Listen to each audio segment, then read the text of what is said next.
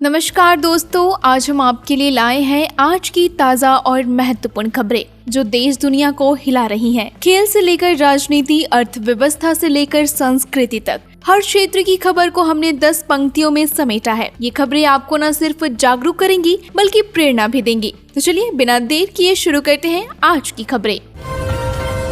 नीरज चोपड़ा ने 29 अगस्त 2025 को ज्यूरिख में डायमंड लीग फाइनल में रजत पदक जीता।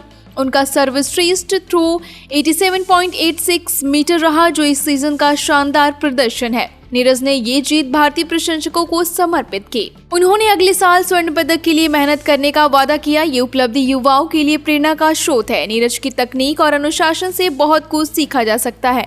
ये जीत भारत में जेवलिन थ्रो को और लोकप्रिय बनाएगी। खेल प्रेमी यूट्यूब पर उनके थ्रो की हाइलाइट्स देख सकते हैं।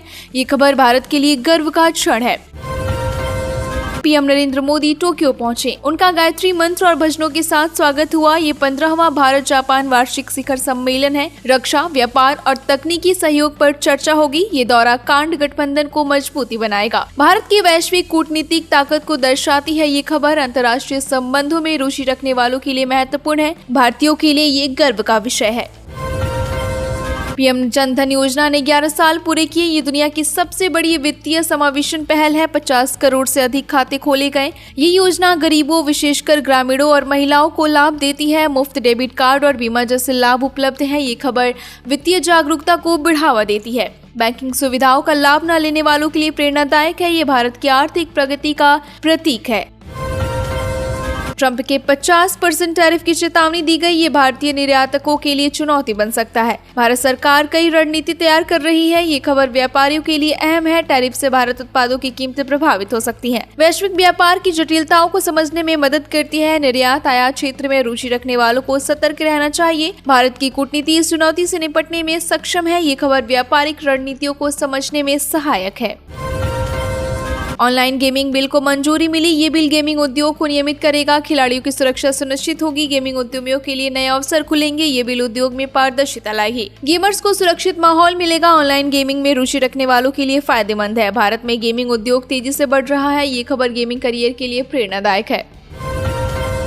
पीएम मोदी ने नुआखाई पर्व की शुभकामनाएं दी। ये उड़ीसा में धान की नई फसल का उत्सव है। ये सामाजिक एकता और समृद्धि का प्रतीक है। सांस्कृतिक मूल्यों में रुचि रखने वालों के लिए महत्वपूर्ण है। नुआखाई जैसे पर्व आपसी भाईचारे को बढ़ाते हैं। ये हमें अपनी सांस्कृतिक जड़ों से जोड़े रखता है। सामाजिक आयोजना में हिस्सा लेने वालों के लिए प्रेरणादायक है। ये खबर सामुदायिक उत्सव की महत्ता बताती है। नेपाल सीमा से आतंकी घुसपैठ की खबर। बिहार के मोतिहारी में हाई अलर्ट जारी किया गया। सुरक्षा बलों ने सीमा पर निगरानी बढ़ा दी। राष्ट्रीय सुरक्षा ने रुचि रखने वालों के लिए महत्वपूर्ण है। सीमावर्ती क्षेत्रों में रहने वालों को सतर्क रहना चाहिए। ये खबर आतंकवाद के खिलाफ एकजुटता का संदेश देती है। पुलिस और खुफिया एजेंसियां स्थिति पर नजर रख रही हैं। ये खबर सुरक्षा बलों के प्रयासों को उजागर करती है।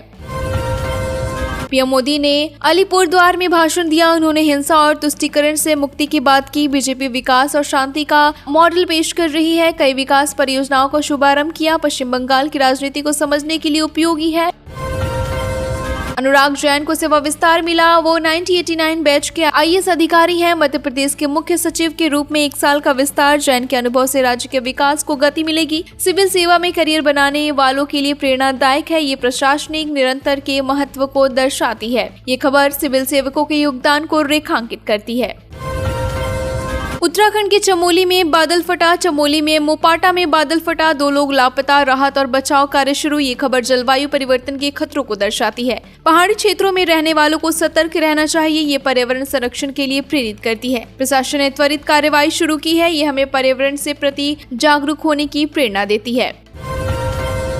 UIDAI ने बच्चे के आधार अपडेट के लिए गाइडलाइंस जारी की। 5 से 15 साल की उम्र में बायोमेट्रिक अपडेट अनिवार्य। फिंगरप्रिंट, आइरिस स्कैन और फोटो अपडेट होंगे। अपडेट न होने पर परीक्षा और योजनाओं में दिक्कत हो सकती है। स्कूलों में विशेष आधार अपडेट कैंप लगाए जाएंगे। 5 से 7 साल के बच्चों के लिए अपडेट मुफ्त है। SMS अलर्ट के जरिए पेरेंट्स को सूचित किया जाएगा। आधार सेंटर पर जन्म प्रमाण पत्र और पेरेंट्स का आधार जरूरी। UIDAI की वेबसाइट या M-आधार ऐप से स्टेटस चेक करें। ये खबर बच्चों के भविष्य को सुरक्षित करने के लिए महत्वपूर्ण है।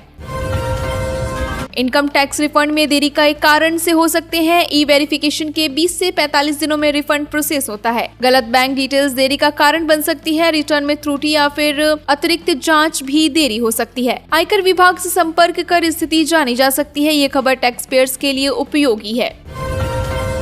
नेटफ्लिक्स ने फिल्म निर्माण में एआई के लिए नियम तय किए। किसी के चेहरे या फिर आवाज की नकल करना मना है। स्क्रिप्ट और फुटेज को एआई में डालना प्रतिबंधित है। केवल भरोसेमंद और सुरक्षित साधनों का उपयोग होगा। एआई का काम अस्थायी नहीं, केवल शुरुआती आइडिया के लिए है। कलाकारों की सहमति बिना डिजिटल रूप बनाना मना है। ये खबर एआई के जिम्मेदार उपयोग को प्रोत्साहित करती है।